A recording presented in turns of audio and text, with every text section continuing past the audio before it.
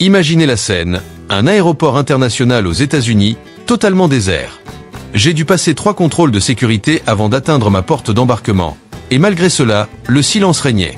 Pas de longue file pour le contrôle des passeports, pas de bousculade, seulement des rangées de sièges vides et le bruit de mes propres pas résonnant dans les couloirs. Difficile à croire qu'on parle ici de l'une des nations les plus développées du monde, longtemps vantée comme un paradis du voyage. Derrière cette image se cache une statistique frappante. En un an seulement, les arrivées internationales aux États-Unis ont reculé de plus de 10%. Même des marchés fidèles comme le Canada ou l'Allemagne se détournent peu à peu. Et ce ne sont pas que des vacanciers qui disparaissent. Ce sont aussi des centaines de milliers d'emplois, des dizaines de milliards de dollars de revenus, et l'aura même d'un pays autrefois considéré comme accueillant. En clair, la machine à imprimer de l'argent qu'était le tourisme américain est en train de caler. Alors, qui sont les véritables perdants? Les responsables politiques, les aéroports, les hôtels, les restaurants, ou bien tout simplement les citoyens américains?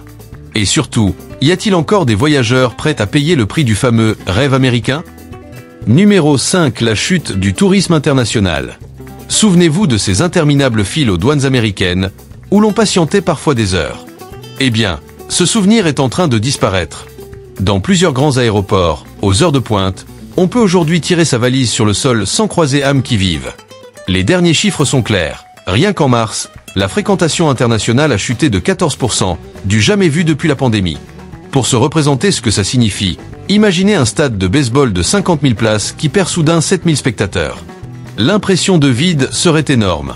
Maintenant, transposez cela à des centaines d'aéroports à travers tout le pays. Voilà l'ampleur du trou laissé dans l'industrie touristique. Le choc est encore plus visible avec le Canada, jadis le marché le plus proche et le plus stable. En un seul mois, près de 900 000 visiteurs canadiens ont disparu, l'équivalent de toute la population de San Francisco évaporée des files d'immigration. Même constat avec l'Allemagne, le Royaume-Uni ou encore la Corée du Sud, qui réduisent drastiquement leur voyage vers l'Amérique. Alors, que s'est-il passé? Certains médias pointent le prix des billets ou le contexte économique mondial. Oui, mais ce ne sont que des excuses superficielles. Le vrai problème, c'est l'image du pays. Quand les rumeurs circulent selon lesquelles des touristes sont interrogés pendant des heures pour de simples détails de visa, ou qu'on fouille leur téléphone sans motif, le message est clair, vous n'êtes plus les bienvenus. Et à l'heure des réseaux sociaux, une seule vidéo montrant un voyageur maltraité peut suffire à décourager des millions d'autres. À cela s'ajoute un autre facteur, rarement évoqué, les politiques migratoires et de travail. En limitant les visas saisonniers, le pays prive ses hôtels, restaurants et aéroports de main-d'œuvre. Résultat, un service lent, une ambiance glaciale, et des voyageurs qui se sentent trompés, loin de l'image d'un pays chaleureux et plein d'opportunités. Prenons l'exemple d'une famille d'Orlando, en Floride, qui gère un petit hôtel. L'été dernier, leur chambre était remplie par des touristes venus d'Europe, surtout d'Allemagne et du Royaume-Uni. Cette année, les réservations sont tombées à moins d'un tiers. Faute de clients, ils ont dû licencier des femmes de ménage, et leur fils, qui comptait partir faire ses études, a dû revenir aider ses parents à nettoyer les chambres. Voilà une famille ordinaire qui paie directement le prix de ces aéroports vides. Le plus ironique, pendant des années, les Américains se plaignaient des files interminables aux douanes. Aujourd'hui, ces files ont disparu. Mais avec elles, ce sont les emplois, les revenus et une partie de la vitalité économique qui se sont envolés. Nous avons troqué le confort d'un passage rapide contre un tourisme en berne. Un marché perdu bien trop cher payé. Attention, ce que nous disons ici n'est pas une plainte. Nous sommes aussi américains que vous. Nous avons traîné nos valises dans les couloirs bondés de l'aéroport d'Atlanta et pesté contre l'attente interminable. Mais croyez-moi, mieux vaut patienter 30 minutes de plus à la douane que de voir disparaître des centaines de milliers d'emplois dans tout le secteur des services. La vraie question est donc, qui va payer le prix de ces sièges vides dans les aéroports? Les compagnies aériennes, l'État, ou bien vous et moi, à travers des notes de restaurants plus salées et des impôts locaux plus élevés? C'est ce que nous allons examiner. Numéro 4. La hausse générale des prix, inflation touristique. Commençons avec un chiffre qui donne le vertige, 21 milliards de dollars. C'est, selon l'US Travel Association, la somme que les États-Unis pourraient perdre rien que cette année à cause de la chute du tourisme international. Et ne pensez pas qu'il s'agit d'une abstraction comptable. 21 milliards, c'est de quoi alimenter le Texas entier en électricité pendant 12 mois, ou financer la construction d'une douzaine d'hôpitaux. Sauf que cet argent n'arrive pas, il s'évapore avec chaque vol qui ne se pose plus sur le sol américain. Derrière ces milliards manquants, ce sont des répercussions en chaîne. Un recul du PIB estimé à plus de 23 milliards, et près de 230 000 emplois directement menacés. Et ces emplois, ce ne sont pas que des chiffres. ce sont des cuisiniers, des serveurs, des réceptionnistes, des chauffeurs de taxi, des artistes de Las Vegas, toute une mosaïque de métiers qui risquent de perdre leurs revenus. Ce que la plupart des médias passent sous silence, c'est que les États-Unis semblent se tirer une balle dans le pied. On concentre les débats économiques sur les taxes à l'importation, sur l'acier, les voitures ou les produits agricoles. Mais on oublie que le pays exporte aussi des services, et que parmi eux, le tourisme est une véritable poule aux œufs d'or. Problème, au lieu de la protéger, on la laisse s'affaiblir. Prenez Las Vegas par exemple. Autrefois, la ville brillait grâce aux touristes asiatiques, notamment venus de Chine ou de Corée du Sud. Les néons sont toujours allumés, mais les hôtels se vident. Les casinos réduisent leurs spectacles, les restaurants haut de gamme accueillent de moins en moins de convives. Un chauffeur de taxi confiait récemment: « Avant, je conduisais chaque jour des visiteurs étrangers depuis l'aéroport jusqu'au strip. Aujourd'hui, mes clients sont surtout des Américains venus assister à de petites conférences locales. » Et pourtant, nos responsables politiques adorent se vanter des taxes imposées sur l'acier ou sur les voitures importées, au nom de la richesse nationale. Mais soyons honnêtes, qui traverse l'Atlantique pour admirer un entrepôt de métal rouillé? L'acier reste stocké, tandis que le tourisme, lui, rapporte des dizaines de milliards directement dans les poches des Américains ordinaires. Ce que nous perdons, ce n'est pas seulement de l'argent, mais aussi un capital précieux, l'image d'une Amérique accueillante, ouverte et attractive. Une réputation perdue est bien plus difficile à reconquérir qu'un marché automobile. Et puis, au-delà des chiffres, il y a la réalité quotidienne. 230 000 personnes, peut-être vos voisins, vos amis, vos proches, risquent de se retrouver sans emploi. Là, la facture n'est plus invisible, elle se fait sentir dans la vie de tous les jours. La question suivante est donc inévitable. Que se passera-t-il si les industries de services tombent les unes après les autres comme des dominos? Beaucoup pensent que la baisse du tourisme ne touche que les hôtels ou les restaurants. C'est faux. Chaque vol international annulé entraîne un effet boule de neige. La première pièce tombe à l'aéroport, mais la dernière finit par atteindre directement votre portefeuille. Et puis, au-delà des chiffres, il y a la réalité quotidienne. 230 000 personnes, peut-être vos voisins, vos amis, vos proches, risquent de se retrouver sans emploi. Là, la facture n'est plus invisible, elle se fait sentir dans la vie de tous les jours. La question suivante est donc inévitable. Que se passera-t-il si les industries de services tombent les unes après les autres comme des dominos? Beaucoup pensent que la baisse du tourisme ne touche que les hôtels ou les restaurants. C'est faux. Chaque vol international annulé entraîne un effet boule de neige. La première pièce tombe à l'aéroport, mais la dernière finit par atteindre directement votre portefeuille. Numéro 3. La crise de la main-d'œuvre dans le tourisme et l'hôtellerie. Les chiffres sont parlants. Plus de 40 000 emplois perdus dans l'hôtellerie, près de 39 000 dans la restauration. Mais la crise ne s'arrête pas là. Les salles de sport, les stades, les théâtres, même certaines équipes sportives professionnelles souffrent. Qui aurait imaginé qu'un avion annulé à Francfort puisse vider une salle de fitness dans le New Jersey? Et ce ne sont pas que les grands acteurs qui trinquent. Un relais-service en Arizona, autrefois animé par les touristes en voiture de location, affiche une baisse de 30% de son chiffre d'affaires. Un éleveur de l'Iowa, qui fournissait des steaks au restaurant prisé, voit ses commandes fondre. Une petite agence de publicité à Miami, spécialisée dans les campagnes Visit Florida, a licencié la moitié de ses employés faute de clients européens. Voilà comment un secteur entier s'effondre. Peu de gens réalisent qu'en réalité, 90% des besoins des hôtels américains sont couverts par des fournisseurs locaux. Nourriture, énergie, services bancaires, maintenance, communication.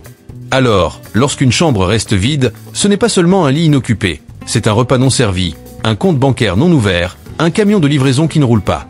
C'est toute une chaîne intérieure qui s'interrompt. Pour mieux comprendre, imaginez une ligne de 100 dominos. Il suffit d'en pousser un seul, celui qui représente les touristes étrangers, et tout s'écroule. Boum, boum, boum. Au bout de la chaîne, c'est un fermier qui perd un contrat, une serveuse qui perd son service du soir, une station-service qui perd ses clients. Tout le monde est concerné, même si personne n'a l'impression de l'être. Et c'est bien là le paradoxe. On vante la résilience et l'autosuffisance de l'économie américaine. Mais il suffit que quelques milliers de voyageurs allemands, britanniques ou canadiens choisissent Tokyo au lieu de New York pour que des pans entiers de notre économie vacillent. Quand on parle d'un effondrement du tourisme, il ne s'agit pas seulement de chaises vides dans un terminal. C'est une réaction en chaîne qui se répercute jusque dans notre quotidien. Alors, la vraie interrogation est la suivante. La cause est-elle seulement économique? Ou bien existe-t-il quelque chose de plus profond, de plus inquiétant, qui détourne les visiteurs des États-Unis? Numéro 2. L'impact direct sur les Américains ordinaires. Imaginez, vous voyagez 10 heures depuis Francfort ou Séoul, vous rêvez d'entendre à l'arrivée un « Welcome to the United States » souriant. Et au lieu de ça, la première image qui vous attend, ce sont des menottes.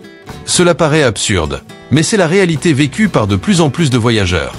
Les médias internationaux rapportent que certains touristes sont retenus pendant des heures pour des détails administratifs mineurs, qu'on fouille leur téléphone ou leurs ordinateurs sans motif clair, voire qu'on leur refuse l'entrée et qu'on les renvoie dans le prochain vol. Résultat, des pays qui voyaient jadis les États-Unis comme une destination rêvée, Allemagne, Nouvelle-Zélande, France, modifient désormais leurs recommandations officielles. Là où autrefois on déroulait le tapis rouge, on affiche aujourd'hui « Soyez prudents si vous voyagez aux États-Unis ». Alors, qu'est-ce qui se cache vraiment derrière tout ça ? Le mot magique utilisé par les médias est « sécurité ». Mais en réalité, c'est un mélange. Tension politique, peur de l'immigration, diplomatie agressive, volonté de montrer les muscles dès la frontière. Le problème, c'est que quand l'expérience sécuritaire prend toute la place, l'hospitalité disparaît. Et cela ne concerne pas seulement quelques touristes isolés. Dès lors que l'idée circule qu'une simple erreur sur un formulaire de visa peut vous valoir des menottes à l'aéroport, beaucoup préfèrent choisir une autre destination. Et chaque fois qu'ils ne viennent pas, c'est l'économie locale américaine qui se prive de revenus. Certes, nous, Américains, continuons à voyager à l'étranger. Mais souvenez-vous, quand avez-vous vu pour la dernière fois une famille française dans votre petite ville, achetant des souvenirs estampillés « Made in USA » ? L'histoire de ce commerçant du Maine, qui vit de la vente de t-shirts à drapeaux américains et d'objets artisanaux, illustre bien la situation. Autrefois, cette boutique accueillait de nombreux visiteurs européens, surtout pendant l'été. Mais ces 2 dernières années, la situation a changé. La clientèle internationale s'est effondrée. Le propriétaire confie « Jamais je n'aurais imaginé que mon commerce dépende autant des touristes allemands ou français. Aujourd'hui, la boutique est souvent vide et les factures d'électricité, d'eau ou encore d'impôts s'accumulent. » Numéro 1. La perte d'image et de compétitivité des États-Unis. Et là se cache une ironie terrible. À force de vouloir protéger l'image d'une Amérique forte, on finit par détruire l'un de ses atouts les plus précieux, son hospitalité. Quand un voyageur associe le nom des États-Unis à la peur plutôt qu'à l'accueil, le mal est fait. Ramener un touriste perdu est bien plus difficile que d'en garder un fidèle. Entre un panneau « Bienvenue » et une clôture de barbelés, il n'y a parfois qu'une frontière. Et si le monde commence à regarder l'Amérique avec suspicion plutôt qu'avec envie, inutile de s'étonner. C'est nous, les Américains ordinaires, qui en paierons le prix. Certains diront « Peu importe les touristes étrangers, ça ne me concerne pas. » Vraiment ? Alors posons la question autrement. Vous intéressez-vous aux notes de restaurant, au prix des billets d'avion ou aux impôts locaux ? Parce que ce sont précisément ces montants-là qui grimpent, et c'est vous qui sortez le portefeuille. Quand les voyageurs internationaux désertent, hôtels et restaurants doivent compenser. Résultat, les tarifs flambent. Le hamburger qui coûtait 2 $ en vaut maintenant 8. Une nuit d'hôtel à New York, autrefois à 80 $, dépasse largement les 150, alors même que la qualité baisse. Pourquoi ? Parce qu'ils ont perdu une partie majeure de leurs revenus, mais aussi du personnel. Peu de gens le savent. Près d'un 5e des employés dans l'hôtellerie et le tourisme aux États-Unis sont des immigrés. Et quand les visas saisonniers sont limités, quand plane la peur des expulsions, les restaurants se retrouvent sans serveur, les hôtels sans femme de chambre et les parcs d'attractions sans main-d'œuvre. Le service se dégrade, l'attente s'allonge, mais les prix continuent de grimper. Un cocktail explosif. Et tout cela retombe sur la vie quotidienne. Les retraités qui voulaient passer une semaine tranquille en Floride doivent désormais ajouter plusieurs centaines de dollars pour le même séjour qu'un an plus tôt. Les travailleurs qui comptaient sur des petits boulots saisonniers voient leurs heures supprimées. Quant aux familles de classe moyenne, elles assistent impuissantes à la hausse des impôts locaux. L'argent qui ne rentre plus grâce aux visiteurs étrangers est compensé directement dans la poche des résidents. Prenons un exemple concret. En Floride, un grand parc d'attractions d'Orlando, autrefois bondé de visiteurs du monde entier, a enregistré cette année une forte baisse de fréquentation. Pour équilibrer les comptes, il a relevé le prix des billets de 15%. Résultat, une famille, déjà étranglée par la hausse du carburant et de l'électricité, doit débourser 100 $ de plus pour une simple sortie. Alors, qui paie la facture d'une Amérique moins accueillante ? Pas les politiciens de Washington. Pas les hauts fonctionnaires. Non, ce sont les citoyens ordinaires, avec leur hamburger à 8 $ et leur billet de spectacle 50% plus cher qu'avant. On est passé d'aéroports vides à des déséquilibres commerciaux, puis à une réaction en chaîne qui touche toute l'économie. Et aujourd'hui, c'est directement sur la table du dîner des familles américaines que la note finale arrive. Et si vous pensez que le pire est derrière nous, réfléchissez à ce scénario. Et si cette tendance continuait non pas quelques mois, mais encore 5 ans ? Ça paraît lointain, mais les experts l'annoncent. À ce rythme, les États-Unis pourraient perdre plus de 100 milliards de dollars de recettes touristiques par an à partir de 2025. Un chiffre sec, certes, mais qui équivaut à la suppression de 200 000 bourses universitaires ou de dizaines de milliers de places dans les soins pour personnes âgées. Autrement dit, derrière les statistiques, ce sont des opportunités de vie qui disparaissent pour des millions de familles. Et puis, il y a les symboles. Imaginez les grands aéroports internationaux, de JFK à Los Angeles, jadis en effervescence jour et nuit, transformés en coquilles vides. Les lumières restent allumées, les guichets ouverts, mais personne dans les files. Des petites villes de montagne au Colorado ou des villages côtiers dans le Maine, autrefois prospères grâce au tourisme, se changeraient en cités fantômes. Les boutiques de souvenirs fermées, les restaurants familiaux à vendre, les hôtels couverts de poussière. Et puis, une image glaçante. Disneyland, un soir d'été, sans rire d'enfants, sans file d'attente, seulement quelques employés balayant des allées désertes. Le rêve américain, réduit à une scène vide.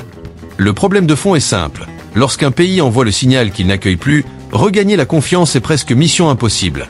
Pendant ce temps, d'autres destinations, le Japon, l'Espagne, le Canada, saisissent l'opportunité, affichant un large sourire et attirant les visiteurs que l'Amérique a perdus. Alors peut-être en viendrons-nous à faire ce que nous avons toujours dit ne jamais avoir besoin de faire. Remplir des restaurants, des théâtres et même des parcs d'attractions avec des robots, pour donner l'illusion d'une activité. Une sorte de Matrix version tourisme, à la fois grotesque et amère. Bien sûr, ce n'est qu'un scénario hypothétique. Mais parfois, les hypothèses révèlent une vérité dérangeante. Si l'Amérique continue à transformer ses panneaux « Bienvenue » en avertissement, le rêve américain risque de finir abandonné sur un banc de parc vide. Alors la vraie question est, est-ce bien le chemin que nous suivons ? Et surtout, sommes-nous prêts, vous, moi, nous tous, à en payer le prix ? Face à ce constat amer, que peut faire un Américain ordinaire ? On ne peut pas attendre que le gouvernement change d'un coup de baguette magique. Mais il existe des gestes simples pour se protéger, soi et sa famille. D'abord, dépenser plus intelligemment. Quand les billets d'avion ou les nuits d'hôtel flambent, beaucoup choisissent désormais des alternatives locales. Visiter un parc national, voyager à l'intérieur de l'État, découvrir des destinations moins touristiques mais plus abordables. Non seulement ça coûte moins cher, mais ça aide aussi les petits commerces de proximité à survivre. Ensuite, s'occuper de ses finances personnelles. La hausse du coût des voyages pousse de nombreux Américains à repenser leur retraite, leur assurance santé ou leurs investissements. Ça peut paraître loin du tourisme, mais c'est exactement ainsi qu'on protège son portefeuille dans la tempête. Une épargne bien gérée, un achat réfléchi, un petit investissement malin deviennent des boucliers face aux factures qui s'alourdissent. Troisième conseil, soutenir les commerces locaux. Quand les touristes disparaissent, c'est la population américaine qui devient leur seule clientèle. Déjeuner dans un petit restaurant de quartier, acheter des produits artisanaux, ce n'est pas seulement consommer, c'est maintenir des emplois, préserver des traditions et parfois même protéger l'avenir de ses propres enfants ou petits-enfants. Enfin, il faut faire entendre sa voix. Pas dans des polémiques stériles sur Internet, mais par des signaux clairs adressés aux décideurs. Oui, nous voulons une Amérique sûre, mais nous avons aussi besoin d'une Amérique accueillante. Une nation n'est vraiment forte que lorsque le monde entier rêve d'y venir, pas quand elle dresse des murs toujours plus hauts. Alors, même si le rêve américain semble vaciller, souvenons-nous que ce sont parfois de petits gestes, un voyage local, une dépense réfléchie, un repas partagé dans un restaurant familial qui entretiennent la flamme. Et qui sait ? Ce sont peut-être ces petites actions qui rallumeront un jour les lumières d'un parc d'attractions déserté, redonnant à l'Amérique son énergie d'antan. Et vous, avez-vous l'impression que l'Amérique est moins accueillante qu'avant ? Seriez-vous prêt à payer plus cher pour compenser le départ des touristes étrangers ? Laissez vos témoignages dans les commentaires. Ce sont vos histoires qui donnent chair à cette réalité. Si cette analyse vous a éclairé, pensez à aimer la vidéo, à vous abonner et à activer la cloche pour ne rien manquer des prochaines réflexions sur l'économie, la politique et la société américaine. Et si vous connaissez quelqu'un que ce sujet intéresse, partagez la vidéo. C'est la meilleure façon d'alimenter le débat. Toutes les informations partagées ici proviennent de sources fiables, presse internationale, associations touristiques, experts économiques. Ce n'est pas une vérité absolue ni une prise de position officielle, mais une réflexion destinée à informer, à susciter la discussion et à rester en accord avec les règles de cette plateforme. Car au fond, chaque vidéo ne parle pas seulement de chiffres, elle raconte aussi notre quotidien à tous.